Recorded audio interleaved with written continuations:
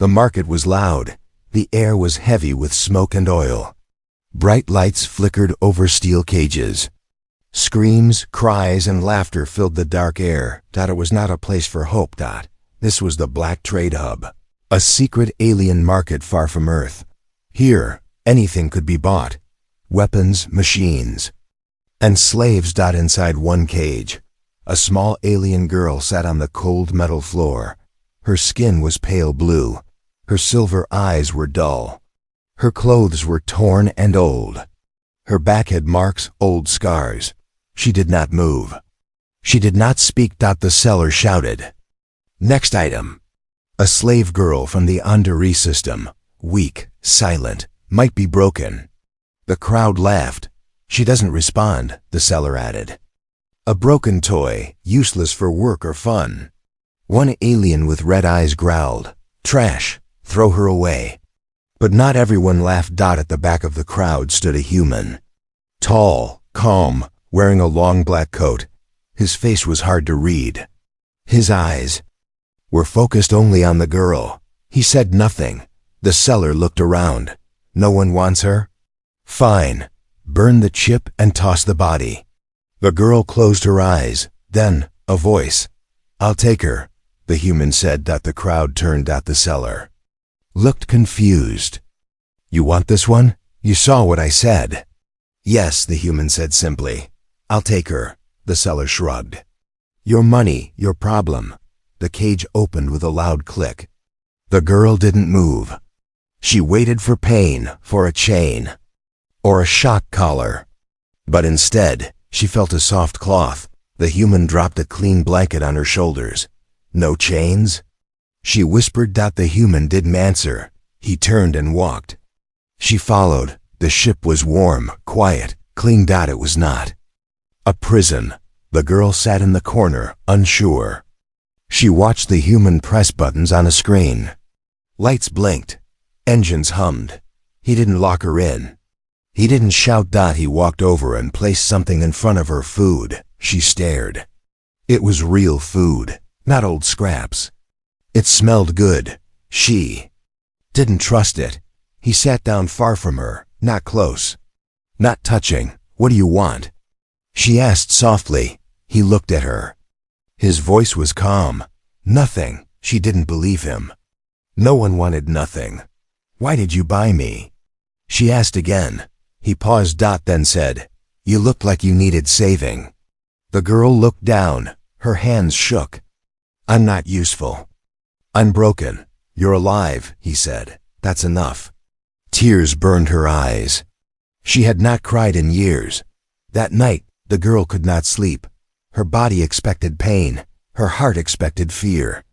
But there was only silence and soft lights. She looked around the ship. Small, simple, but safe. She found a mirror in the corner. She looked at her face. "Who am I?" She wondered. She had forgotten her name. She touched the scars on her arms. "Broken toy," she whispered. Her voice shook. From behind, the human spoke. "You are not a toy, and you are not broken." She turned, shocked. He had come quietly. "You're not afraid of me?" she asked. "No," he said. "Are you a soldier?" "No." "Are you going to sell me again?" "No." "Then why?" she asked. Her voice cracked. "Why are you helping me?" He looked at her. His voice was quiet but strong. "Because someone helped me once too, and it changed everything." She blinked. "You were a slave?" "No," he said.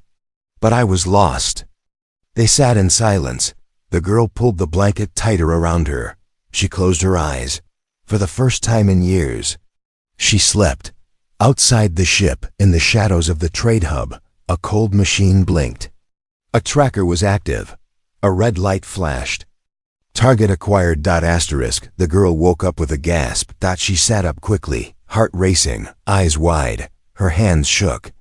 Her breath came fast and shallow, but there were no chains. No cage, no pain, no shouting. Just silence.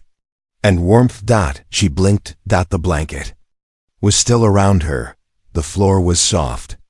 The lights were dim, not harsh. She was on the ship, and she was alone in the room. Her eyes moved to the door. It was open. Unlocked. Panic stirred inside her. Was it a trick? A test? She stood slowly, like an animal waiting for the whip. Her feet touched the cold metal floor. She walked to the hallway, quiet, clean, empty. Then she smelled something. Food. She followed the smell to a small kitchen area. The human was there, standing with his back to her. He wore a gray shirt now, simple.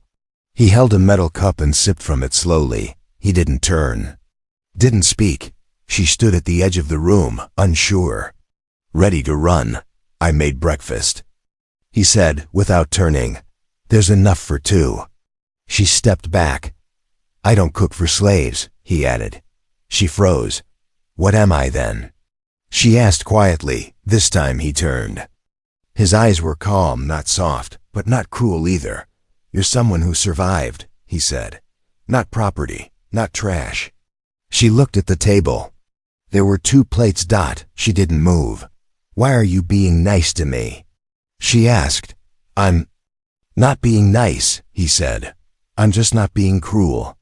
There's a difference. He sat down, picked up a spoon, began to eat like it was normal. Her stomach growled. She hated it, but the hunger didn't care. She sat slowly. Her eyes stayed on him. She picked up the spoon. Her hand trembled. She took one bite. Her eyes watered. Good? He asked. She nodded. She couldn't lie. It was the first real food she'd tasted in years. After breakfast, she followed him around the ship. Silently. He didn't stop her. He pressed buttons, checked screens, fixed wires. She watched. At one point, he turned and said, You can sit if you're tired. She didn't sit. She kept standing. Then she asked, What's your name? He paused. Cole. Just Cole? Yes. She wanted to ask more, but her voice didn't know how yet. Later, she found a small room. There were shelves with old books, a cracked photo, and a strange glass box. Inside it, a small plant was growing. She stared at it. Cole appeared behind her. That's a Terran fern, he said. From Earth. My home. It's alive. She whispered. He nodded. Barely, but yes. She stared at the green leaves, so soft, so real. It looks fragile, she said. It is, he replied. But it still grows. That night, she sat alone in her new room. No locks, no cameras, no collars. She touched her own skin, her arms, her face, like checking if she was real. She looked into a small mirror again. Same face, same scars. But something was different. She felt it. Then she whispered, My name was. She stopped. She couldn't remember, but she wanted to. Somewhere in deep space, on a massive alien ship, a creature growled. A red screen blinked. Subject 09B escaped. Human interference confirmed. Send hunters. The creature smiled with sharp teeth. Let her run, it said. We'll find her soon enough.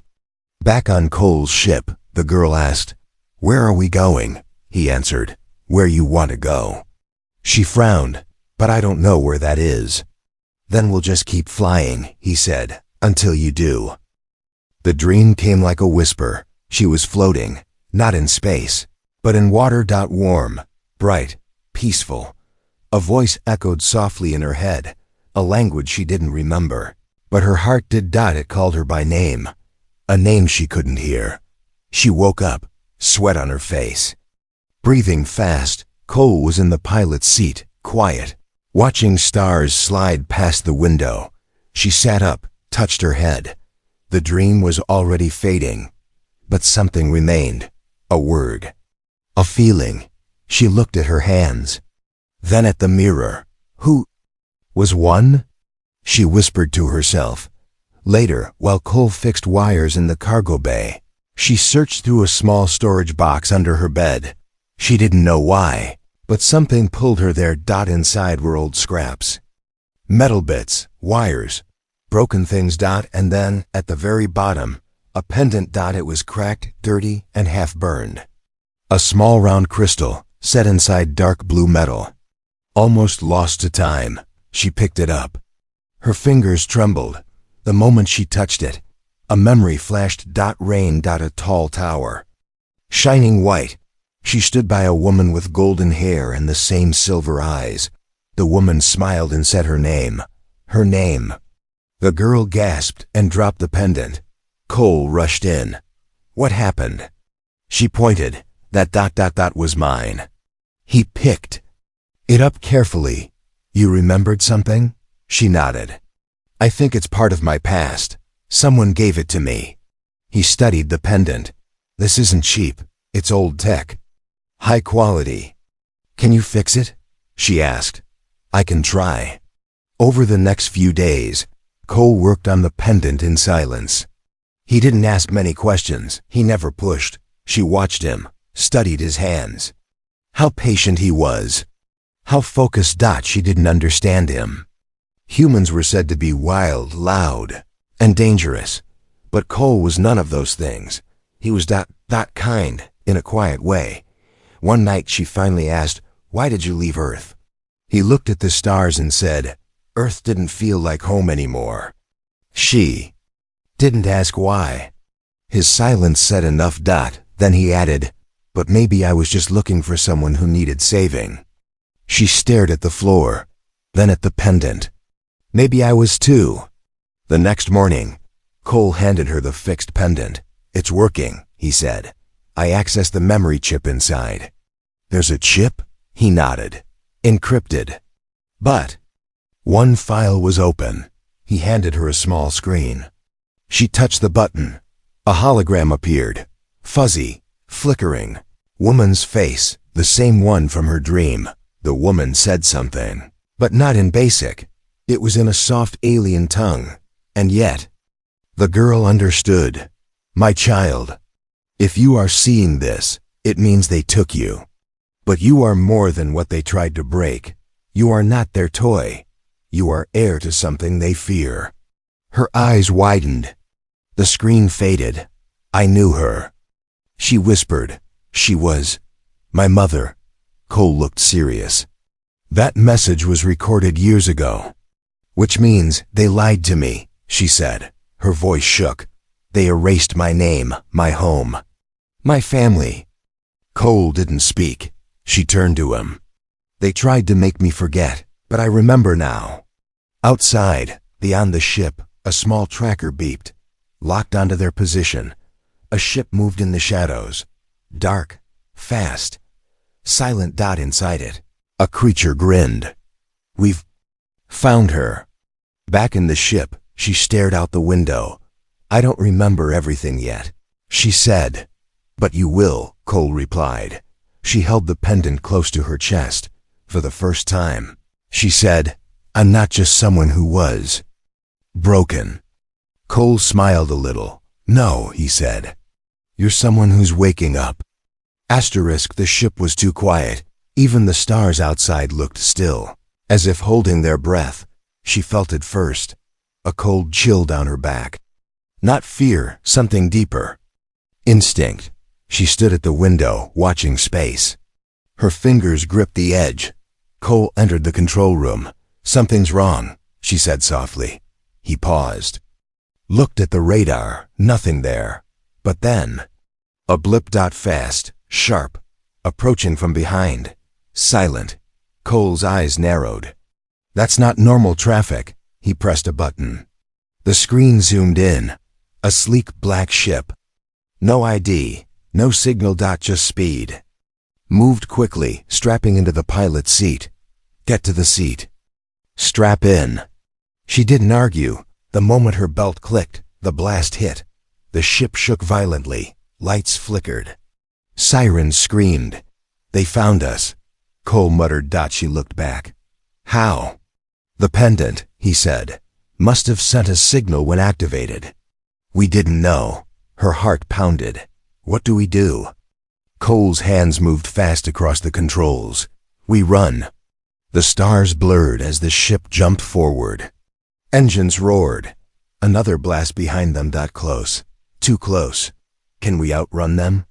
she asked. Cole shook his head. Not in open space. We need cover. He scanned the map. There, he pointed.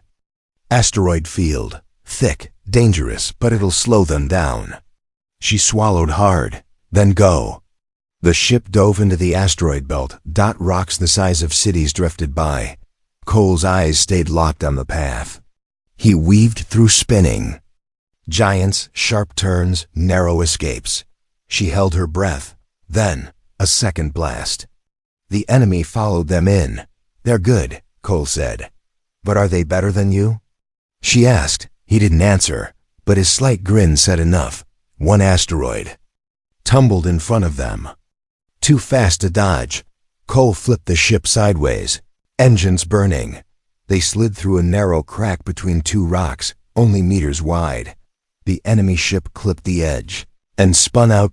Smoke. Sparks. It disappeared behind a floating wall of debris. Silence. She let out a breath she didn't know she was holding. Did we lose them? For now, he said. He pulled the ship into a hollowed asteroid cave. Engines off. Lights dim. We hide, he said, and wait. Inside the dark cave, she sat on the floor. The pendant in her hands. I didn't know it would bring them. She whispered. It's not your fault, Cole replied. They want me dead. No, he said. They want you erased. She looked up. What's the difference? He sat beside her. The difference is, they're scared of what you'll become. A long pause. Then she said, back there, in the storm. I wasn't afraid. He looked at her. I felt something else, she said. Like I had purpose. He nodded. That's what they tried to take from you. Not just your name, not just your past, but your will. She tightened her grip on the pendant. I want it back, all of it. Outside the asteroid, the damaged enemy ship floated in silence, but another ship arrived, larger, deadlier. A voice crackled over the comms. Send in the hunters. Bring her back, alive or dead. Back in the cave, she stood beside Cole. What now? She asked. He powered up the scanners slowly. Now we stop running. She stared into the dark space beyond the cave walls. And for the first time, she didn't feel like prey. She felt like something dangerous was waking up inside her. She sat in the center of the empty cargo bay, legs crossed, eyes closed. Cole had shown her how to meditate. Not because he believed in it, but because it helped him stay steady in war. Now it helped her too. Each breath was slow, careful, real. She wasn't hiding anymore. She was searching inside herself.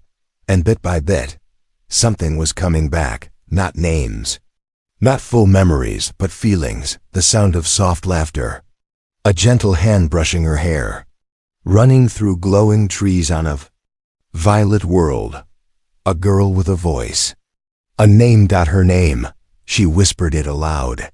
Selah. She opened her eyes, and she smiled. Cole entered the room with 2 steaming mugs. Any luck?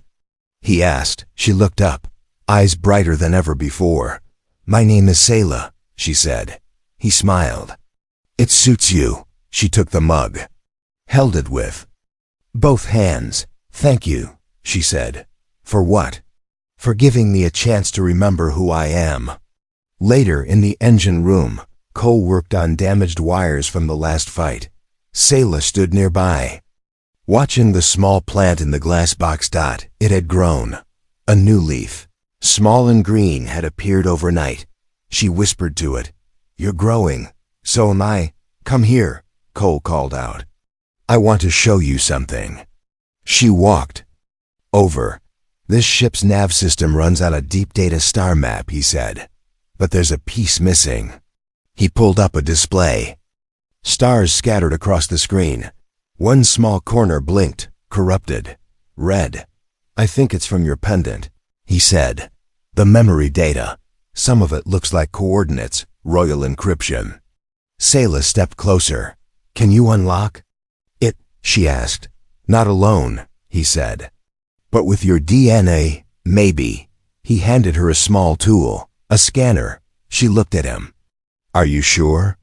He nodded. She placed her finger on the scanner. Light blinked. Access granted. The map zoomed. In a hidden planet appeared, covered in clouds. No name, just a number, Andari Prime. Her eyes widened. That's home. Cole stared at the screen. It was wiped from all charts, hidden for a reason. They wanted no one to find it, Sayla whispered. Not even me. Later, as the ship cruised through space, she sat in the cockpit, looking out at the stars. Cole handed her a small control module. What's this? I want you to fly, he said. She froze. You've survived worse, he said. She took a breath, nodded. Her fingers gripped the controls.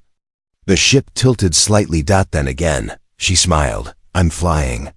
You're rebuilding, Cole said. She looked at him. My body was hurt, she said softly. My mind was chained, but my heart.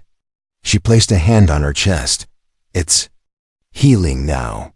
Suddenly, the radar beeped. One red dot, then another dot, then many. Cole's smile faded. They found us again. He jumped to the controls. Alarms buzzed. The screen lit up. A fleet. Not just bounty hunters this time. They sent ships with royal markings, twisted versions of her people's flag. Her eyes burned with anger. They took my past, she said. I won't let them take my future. Cole looked at her. Then it's time to fight back. She nodded. Let's go home. Sayla stood in front of the mirror. Her eyes were no longer dull. They were silver fire. She wore a black suit, simple but strong, modified by Cole for stealth and speed. Her pendant glowed softly around her neck, but her weapon was not in her. Hands. It was in her heart. Behind her, Cole adjusted the ship's course. We're close, he said. One jump away from Andari Prime. She turned. How many guards? Too many. Royal Fleet, orbital defense, she nodded. No fear in her face. Only clarity. I've dreamed of this moment, she said quietly. For years, even when I couldn't remember it. The faces, the pain. The voices that told me I was nothing. She stepped forward, eyes locked on the stars ahead. I'm not going back to be a slave, she said. Cole raised an eyebrow. So, you'll burn it all down? She didn't answer right away. In the silence, she remembered a voice. Her mother's voice, from the old hologram. Power is not what you hold. It's what you choose not to destroy. She closed her eyes. I don't want revenge, she said. I want the truth. I want justice. Not just for me. For everyone they broke. Cole gave a slow nod. Then we go in smart, quiet. You speak. I shoot. She almost laughed. Fair deal. The ship exited warp near Andari Prime. The planet hung in the dark, gray, cloudy, hidden behind shields. They slipped through using the royal DNA in her pendant. Systems thought she was returning home. They had no idea she was bringing a storm. They landed in the old capital. What was once a palace was now a fortress. As Sayla stepped onto the ground, her boots hit stone, and the earth remembered her. Lights flickered. Scanners froze. Soldiers paused. Her presence triggered something deep in the system. Recognition. She was the lost heir. Inside, the High Regent sat on a throne made of polished bone and steel. His face was pale, cold, smiling without joy. She returns, he whispered. Our little ghost. They entered the throne chamber. Weapons were aimed at them from all sides, but no one fired. Not yet. The regent stood. Look at you, he said, his voice rich with poison. A broken toy, dressed as a queen. Sayla stepped forward. I'm not broken, she said. I remember now. Guards shifted uneasily. The air felt heavy. I was a child when you took me, she said. You killed my mother. You erased me, sold me like trash. She pulled the pendant from her chest. This proves who I am, but I don't need it anymore. I remember what you fear. The regent's smile faded. What is it that we fear then? He asked. Me, she said. Free, awake, and not alone. Cole stepped up beside her, gun ready. The regent laughed. You came all this way. For what? Revenge? Sayla looked at the guards. Some looked away. Some lowered their weapons slightly. She spoke louder. No, I came for the truth. I came to show every slave, every forgotten child, that they are more than what you tried to break. The room held its breath. Your rule is over. The regent stepped back, but before he could order an attack, the palace lights cut out. Planet System, reading Sayla's DNA, activated its true protocol. A message echoed through the halls, the voice of the old queen. Air confirmed. Control transferred. The guards froze, screens blinked. Every system now followed her. Cole looked at her. You just took a planet without firing a shot. She turned to the regent. This is your choice, she said. Stand down, face justice, or watch your empire fall. The regent screamed and charged, one last desperate move. Cole raised his gun. Sayla raised her hand. Pulse of light burst from the pendant. The regent fell. Not dead, but powerless. She stood over him. You wanted to erase me, she said, but now every record, every system remembers my name. 1 week later. The palace was quiet, not with fear, not with death. But with healing. Sayla stood in the highest tower, where the wind carried the songs of the city below.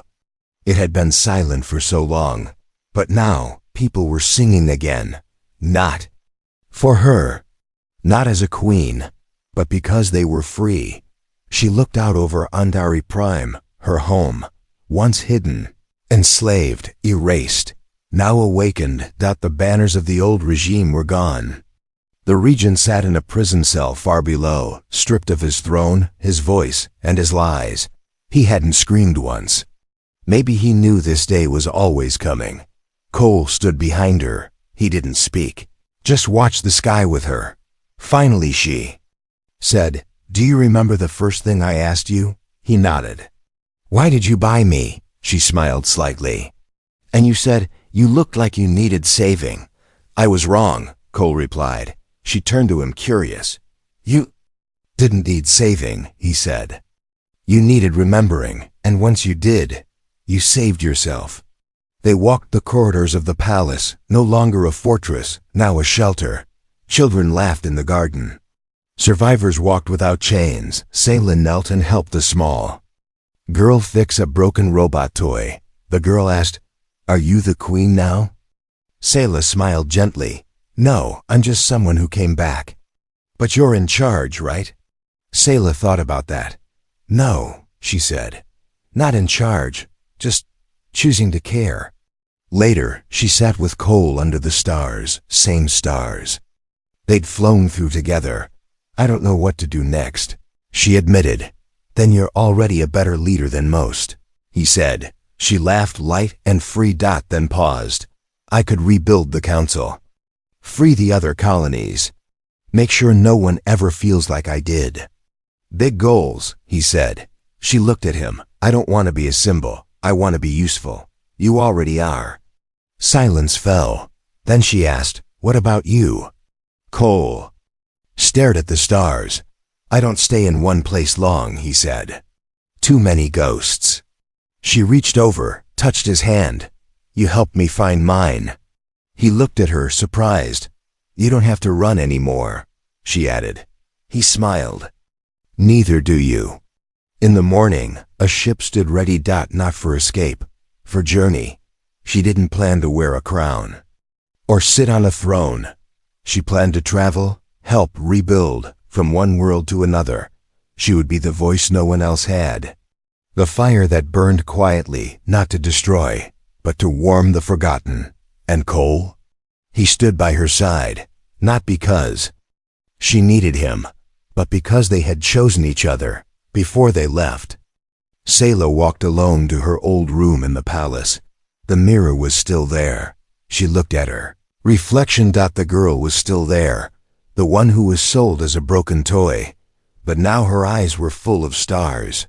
Her voice was strong, and she whispered, "One final time, they tried to erase me, but I chose to live."